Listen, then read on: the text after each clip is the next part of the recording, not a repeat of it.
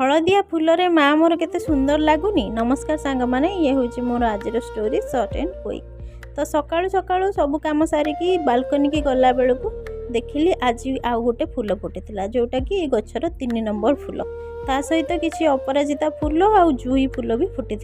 मुझे जुई फूलर गोटे आउ गोटे वीडियो करके मुझे सहित शेयर करी, कि बहुत काम व्यस्त भितर मुझे ब्लॉग भी बनई पारुनी आ वॉइस भी दे पारुनी। एटा गोटे फूल फुटी मुझे देखली।